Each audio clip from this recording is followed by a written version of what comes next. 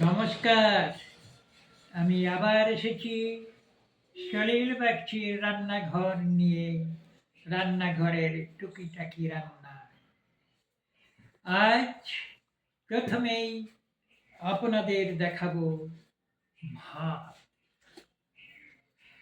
এই দেখুন ভাত।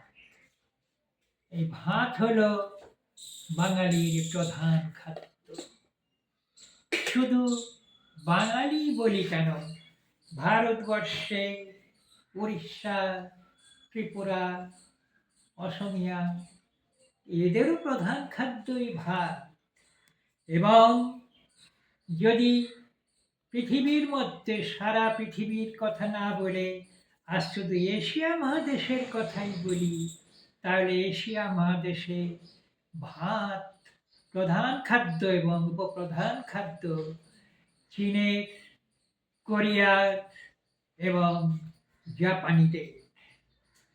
এরপর যে ব্যঞ্জনটি ভাত সহযোগে খাওয়া হবে সেটি হলো ডাল।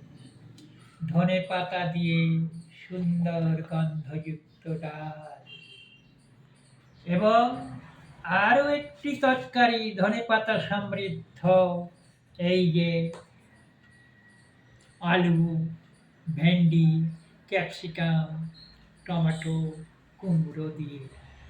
এবং সর্বশেষে যে রান্নাটি আপনাদের দেখাচ্ছি সেটি আর কিছুই নয়, সেটি বাঙালির প্রধান খাদ্য। এই হলো মাছ। এই দেখুন সুন্দর পোস্ত দিয়ে, ধনেপাতা দিয়ে মাছ। নমস্কার।